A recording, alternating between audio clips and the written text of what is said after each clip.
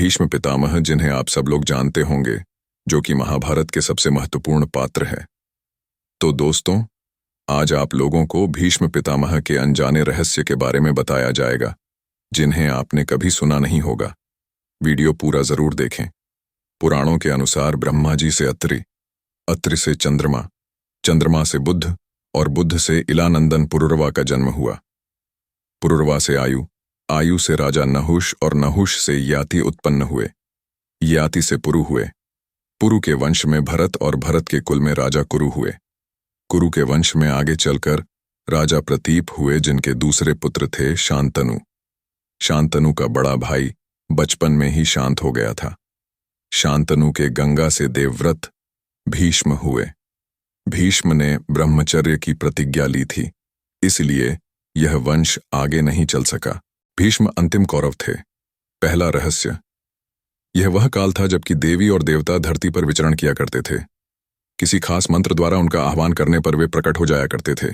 देवताओं में इंद्र, वरुण, 2 अश्विन कुमार, 8 वसुगण, 12 आदित्यगण, 11 रुद्र, सूर्य, मित्र, पूषण, विष्णु, ब्रह्मा, शिव, सती, सरस्वती, लक्ष्मी, उषा, अपान्नपात, सविता, त्रिप, विन्वस्वत, 39 मरुदगण, पर्जन्य, वायु, मातृश्वन, त्रिप्राप्त्य, अज एकपाद, आप, अहितर्बुधन्य, यम, पितृ, अर्यमा, मृत्यु, श्रद्धा, शची, दिति, अदिति, कश्यप, विश्वकर्मा, गायत्री, सावित्री, आत्मा, बृहस्पति, शुक्राचार्य आदि। इन्हीं देवताओं के कुल में से एक मां गंगा भी हैं। गंगा ने क्यों किया शांतनु से विवाह?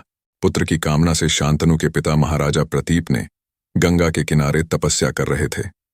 उनके तप, रूप और सौंदर्य पर मोहित होकर गंगा उनकी दाहिनी जंघा पर आकर बैठ गईं और कहने लगीं, राजन, मैं आपसे विवाह करना चाहती हूं।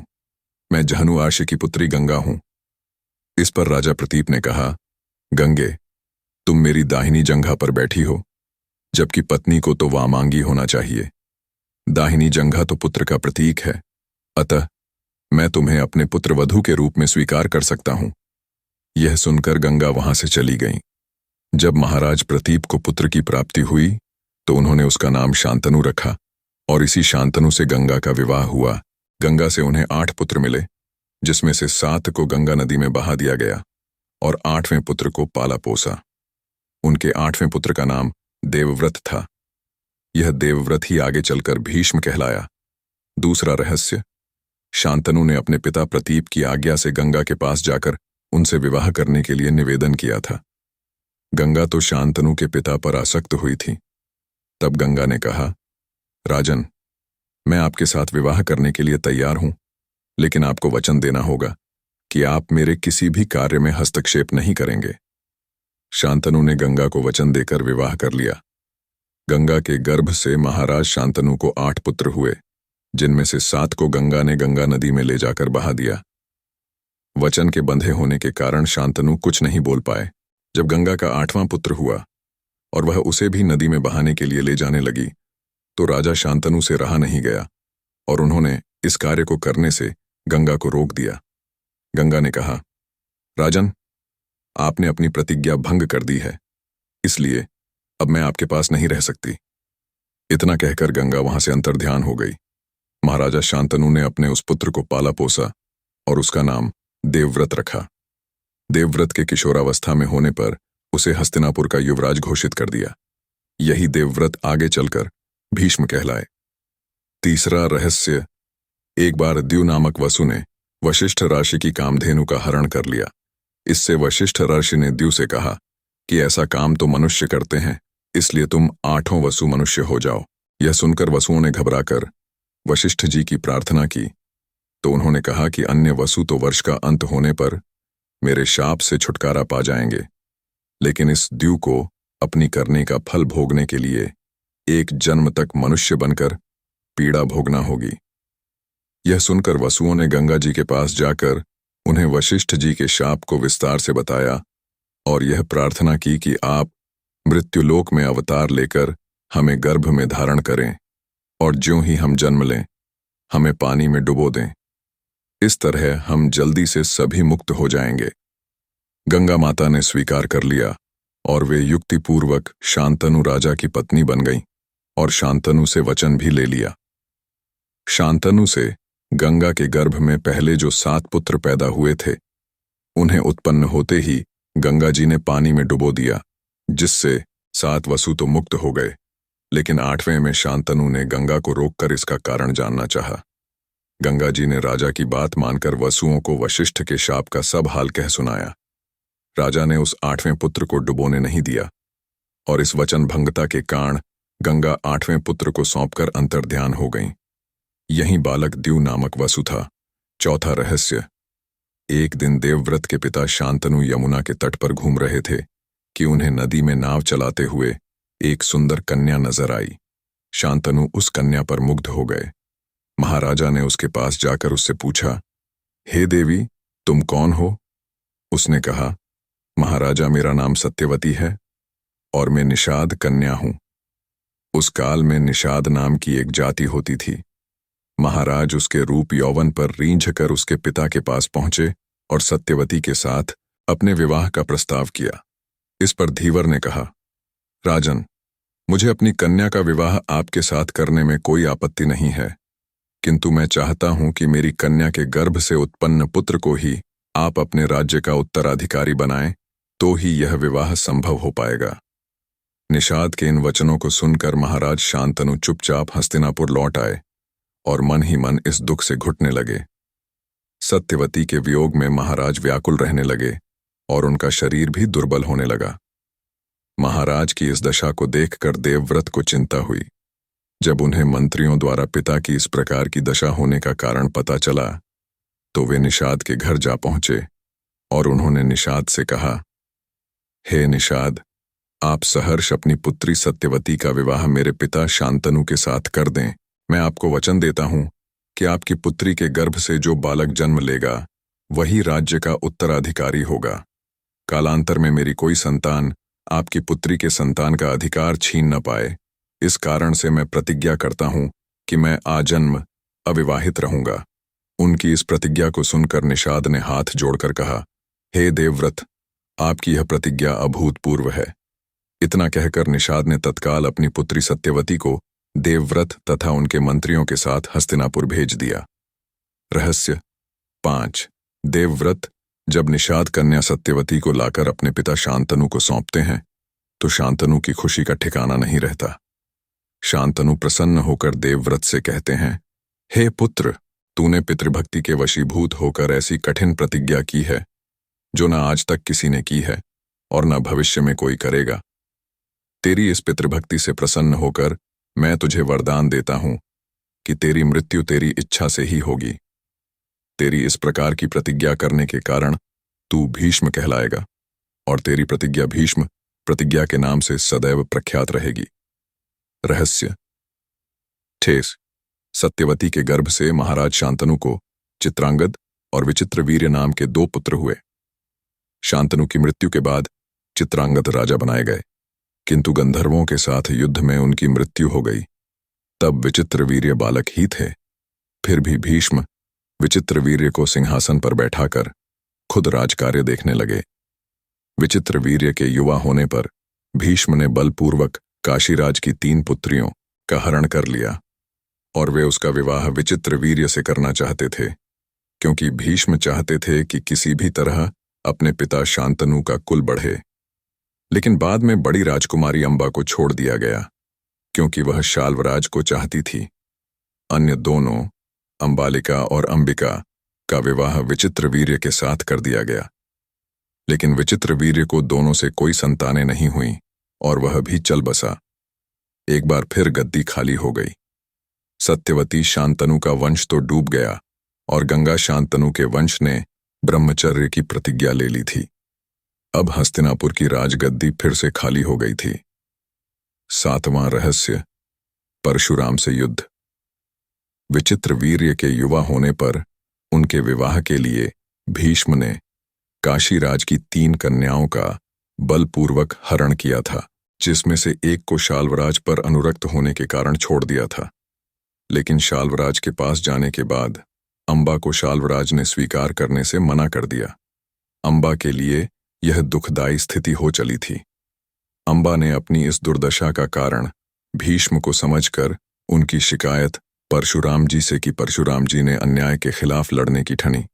परशुराम जी ने भीष्म से कहा कि तुमने अंबा का बलपूर्वक अपहरण किया है, अतः अब तुम्हें इससे विवाह करना होगा, अन्यथा मुझसे युद्ध के लिए तैयार हो जाओ। भीष्म और परशुराम जी का 21 दिनों तक भयंकर युद्ध हुआ। अंत में ऋषियों ने परशुराम को सारी व्यथा कथा सुनाई और भीष्म की स्थिति से भी उनको अवगत कराया। तब कहीं परशुराम जी ने ही युद्ध विराम किया। इस तरह भीष्म द्वारा लिए गए ब्रह्मचर्य के प्रण पर वे अटल रहे। रहस्य 8 सत्यवती के शांतनु से उत्पन्न दोनों पुत्र चित्रांगद और विचित्रवीर्य की मृत्यु हो जाने के बाद सत्यवती भीष्म से बार बार अनुरोध करती हैं कि पिता के वंश को चलाने के लिए अब तुम्हें विवाह कर पुत्र उत्पन्न करना चाहिए, लेकिन भीष्म अपनी प्रतिज्ञा तोड़ने को तैयार नहीं होते हैं। ऐसे में सत्यवती विचित्रवीर्य की विधवा अंबालिका और अंबिका को नियोग प्रथा द्वारा संतान उत्पन्न करने का सोचती है। भीष्म की अनुमति लेकर सत्यवती अपने पुत्र वेद व्यास द्वारा अंबिका और अंबालिका के गर्भ से यथाक्रम धृतराष्ट्र और पांडु नाम के पुत्रों को उत्पन्न करवाती है।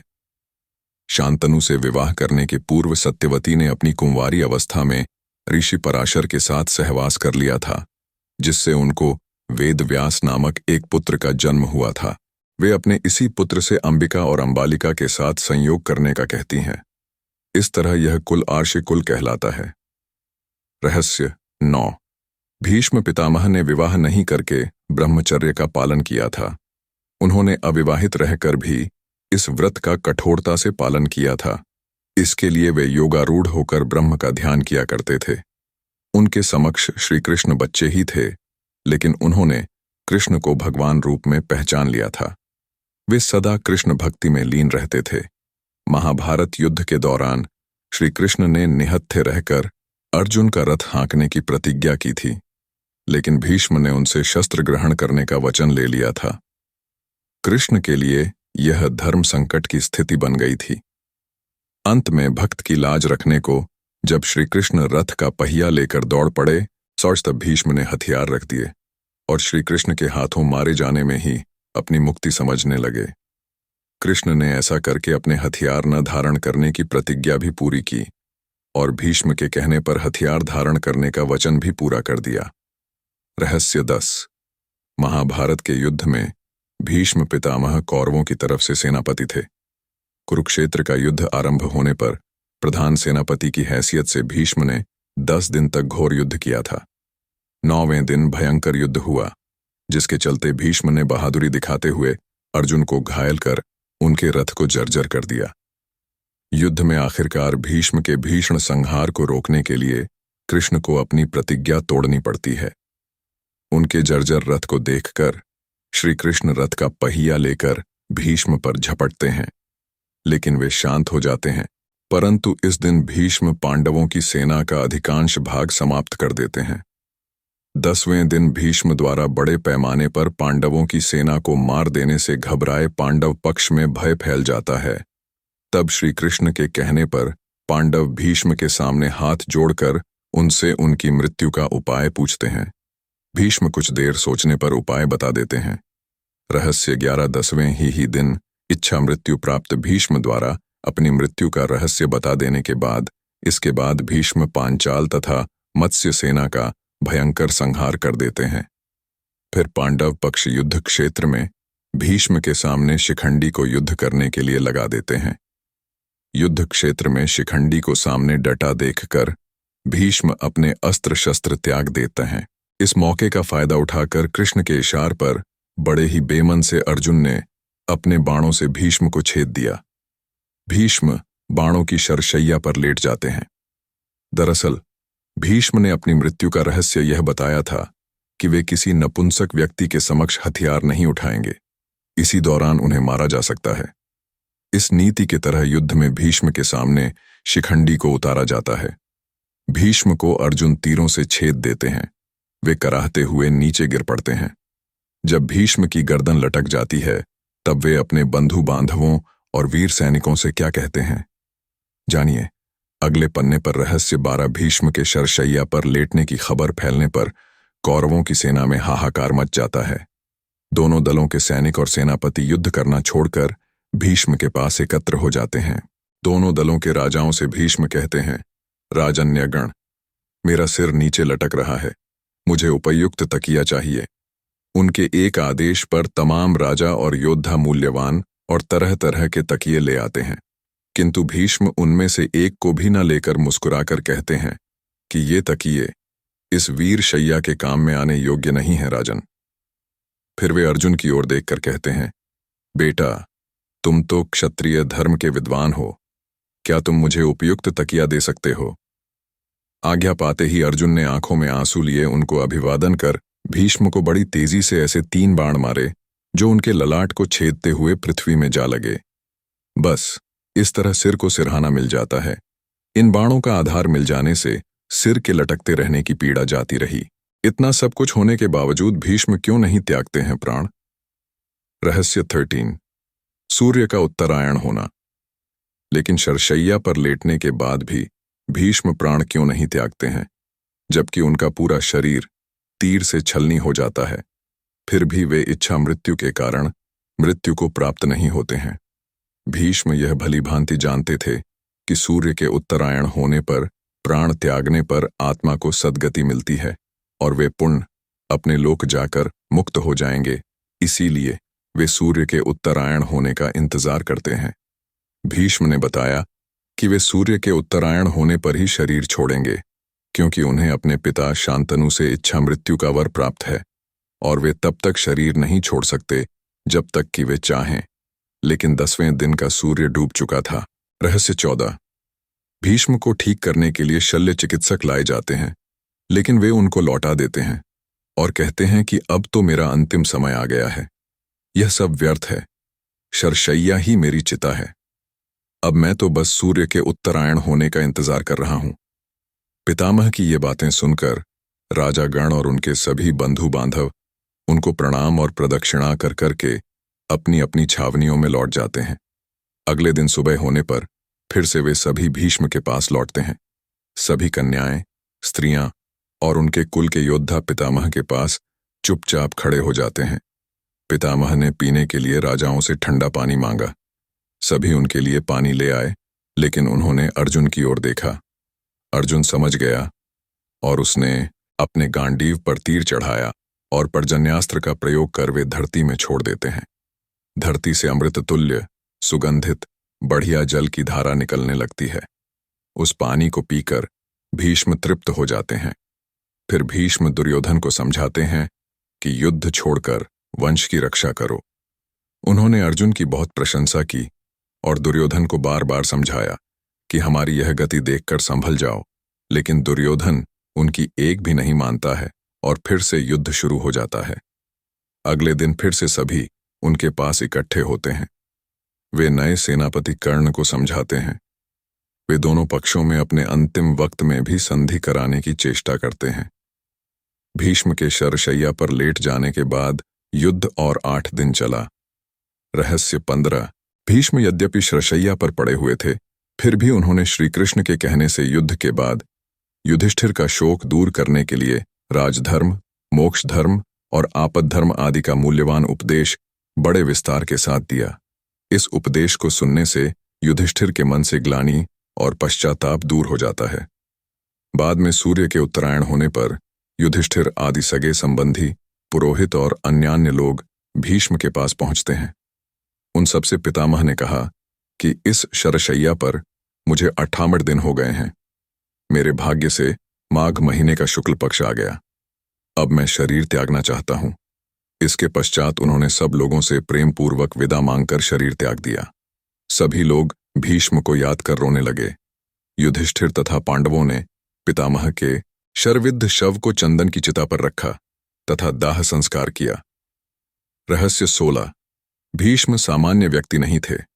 वे मनुष्य रूप में देवता वसु थे। उन्होंने ब्रह्मचर्य का कड़ा पालन करके योग विद्या द्वारा अपने शरीर को पुष्य कर लिया था। दूसरा, उनको इच्छा मृत्यु का वरदान भी प्राप्त था। इस युद्ध के समय अर्जुन 55 वर्ष, कृष्ण 83 वर्ष और भीष्म 150 वर्ष के थे। उस काल में 200 वर्ष की उम्र होना सामान्य बात थी। बौद्धों के काल तक भी भारतीयों की सामान्य उम्र 150 वर्ष हुआ करती थी। इसमें शुद्ध वायु, वातावरण और योग ध्यान का बड़ा योगदान था। भीष्म जब युवा थे तब कृष्ण और अर्जुन हुए भी नहीं थे। माना जाता है कि भीष्म ही युद्ध में सबसे अधिक उम्र के थे। उन्हें राजनीति का ज्यादा अनुभव होने के कारण वेद व्यास ने संपूर्ण महाभारत में भीष्म को राजनीति का केंद्र बनाकर राजनीति के बारे में उन्होंने जो भी कहा उसका प्राथमिकता से उल्लेख किया। तो दोस्तों, कैसा लगा आज आप लोगों को हमारा वीडियो? आशा करते हैं सभी को पसंद आया होगा। पसंद आया तो हमारे चैनल को सब्सक्राइब जरूर करें